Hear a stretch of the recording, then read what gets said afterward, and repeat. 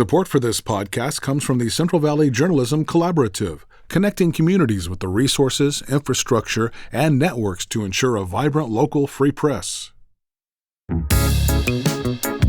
From KVPR in Fresno, this is Central Valley Daily. Happy Friday, it's January 9th. I'm Elizabeth Arkalian. If you've driven around the Fresno area, there's a good chance that you've seen the artwork of this particular artist. I have paintings all over town and some of my artwork all over town, and people don't know. His work includes Fresno State's iconic Bulldog logo. Coming up, we'll speak with the author and illustrator Joseph G. Garcia. But first, these headlines. Governor Gavin Newsom delivered his final State of the State address on Thursday. Cap Radio's Laura Fitzgerald reports Newsom highlighted accomplishments and previewed his budget priorities for this year. In his address at the state capitol, Newsom presented California in sharp contrast to the Trump administration. He blasted the federal government for its immigration enforcement tactics and drastic cuts in federal assistance. But in California, we're not silent. You're not silent. You're not hunkering down. We're not retreating. We're a beacon. The state is providing a different narrative, an operational model, a policy blueprint for others to follow. Newsom touted a 9% reduction in unsheltered homelessness last year, an $11 cap for insulin, and higher wages for fast food and healthcare workers during his tenure. The governor's address also comes as the state faces a possible $18 billion budget deficit. But Newsom presented a rosier picture, saying that the state revenues are $42 billion higher than forecasted last year. He also suggested the state should invest more in public education. Republicans, perhaps unsurprisingly, are pushing back on Newsom's characterization of this year's budget outlook. They're calling for a bigger focus on bringing down the cost of living. Republican Assemblymember Josh Hoover of Folsom. Well, I didn't hear a lot of cuts proposed today. I actually heard a lot of increased spending proposed today. The address comes ahead of Newsom's widely expected presidential bid in 2028. In Sacramento, I'm Laura Fitzgerald. California is set to lose $160 million in federal transportation funding. This comes after the state delayed the revocation of 17,000 commercial driver's licenses for some immigrants.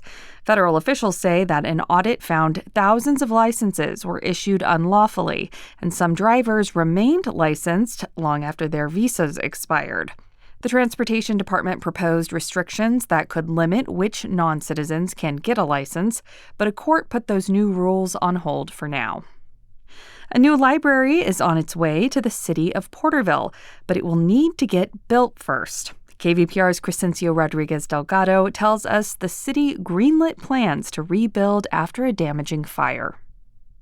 The City Council approved of building a new library at their final meeting of the year in December. Officials are now looking to put out construction bids for the project, which is estimated to cost $22 million and is fully funded. The project has been a long time coming. The new building will rise up just east of downtown Porterville.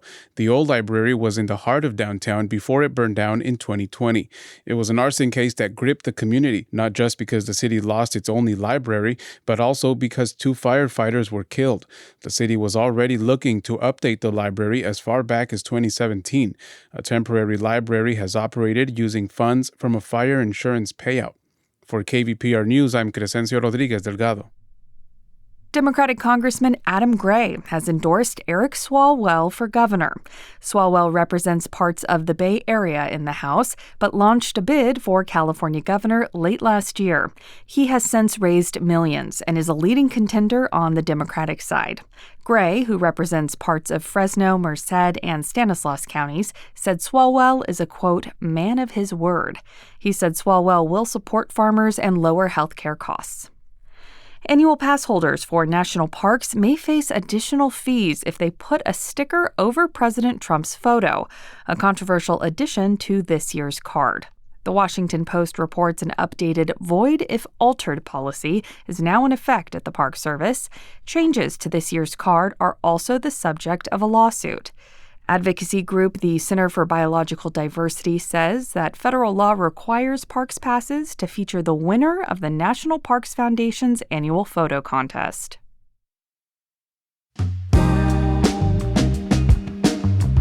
Support for Central Valley Daily comes from the Osher Lifelong Learning Institute at Fresno State, providing short courses and activities for everyone 50 and better. Spring semester registration begins January 14th. More info available at fresnostate.edu/OLLI. The Osher Lifelong Learning Institute, where learning never ends. And now to our main story. In the KVPR studios, there is one office that is definitely the most eye-catching, our development director's space, which looks like an art gallery. Joe Garcia's walls are covered in colorful and intricate paintings. At least typically they're covered, but right now there are a lot of bare hooks on the walls because those paintings are currently on display. No, our development director is not an avid art collector. Most of these paintings come from his father, Joseph G. Garcia. The elder Joe Garcia is a local artist who created the signature growling blue and red logo of the Fresno State Bulldogs in 1981. He's also illustrated other logos you might recognize, like the cartoonish Johnny Quick Boy for the convenience store chain. But Joe is not just a painter and illustrator, but also a sculptor and writer as well. And this weekend, the nearly 95-year-old artist will be displaying his work in downtown Fresno. Joe came by the studios in advance of his event to discuss his career, and I started by asking him why he wanted to become an artist in the first place. I have no idea.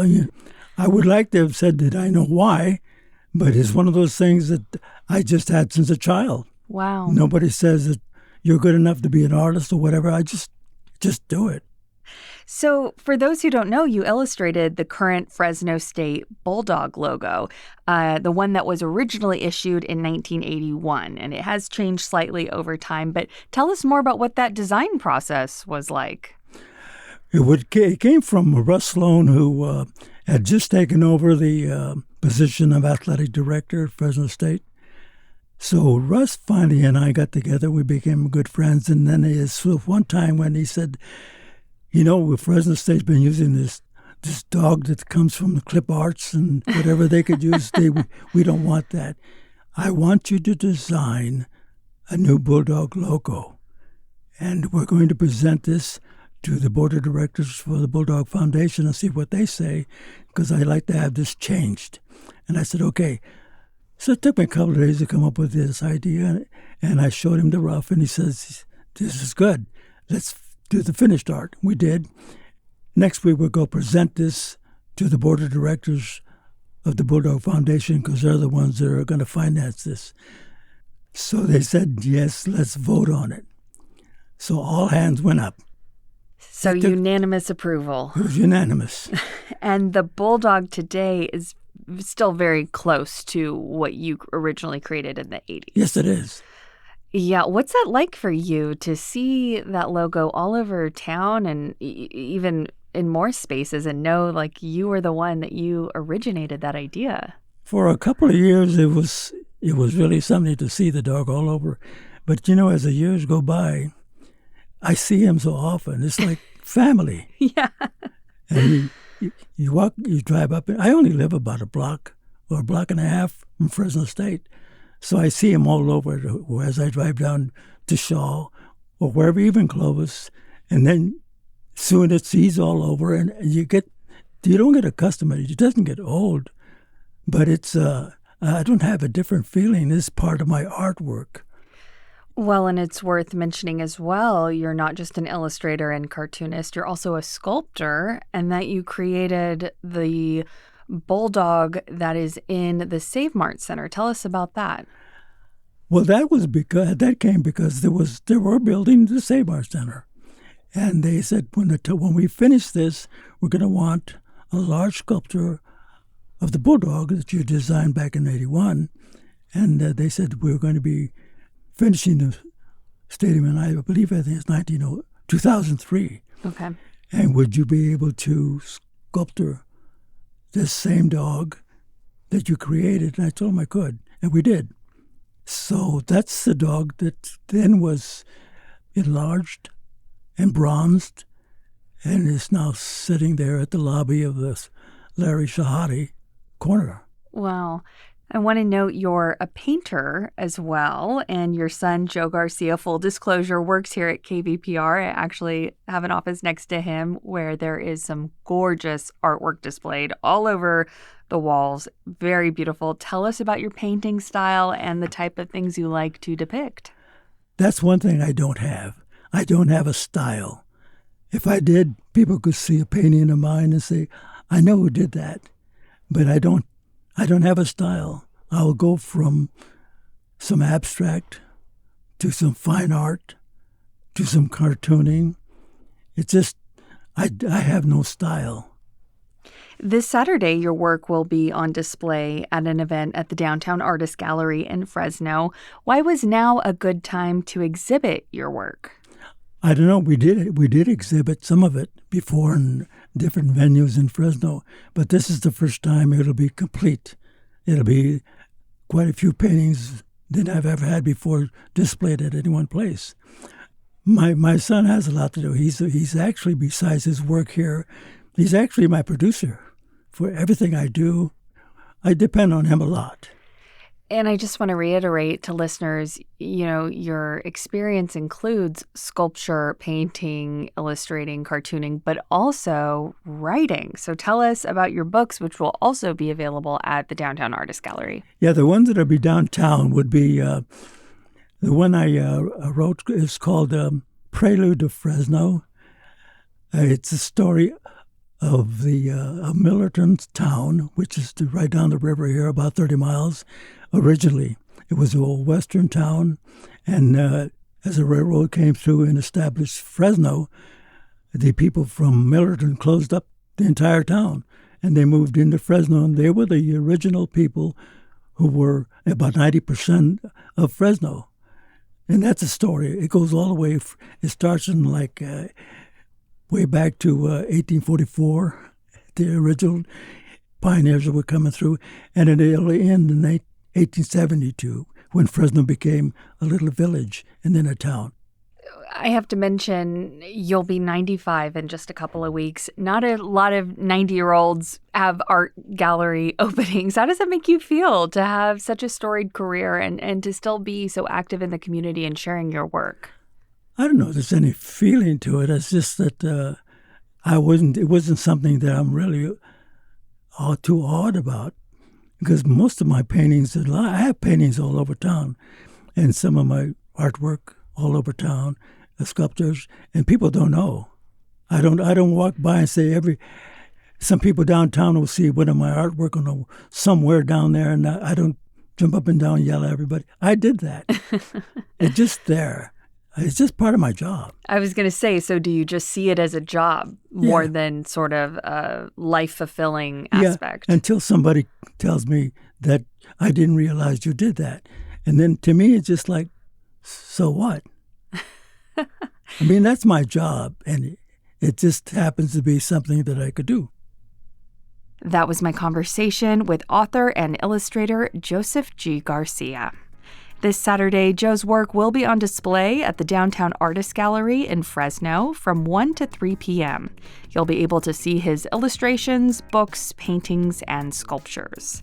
And if you are wondering where his original Fresno State Bulldog artwork stands today, Joe told us that it is hanging in a frame safely at home and will one day be given to his son. And that is today's show.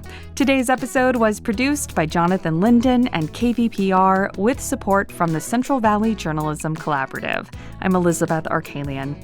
Find the latest local news anytime at kvpr.org.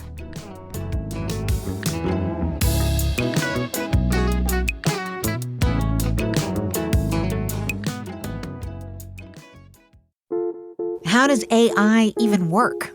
Where does creativity come from? What's the secret to living longer? TED Radio Hour explores the biggest questions with some of the world's greatest thinkers. They will surprise, challenge, and even change you. Listen to NPR's TED Radio Hour wherever you get your podcasts.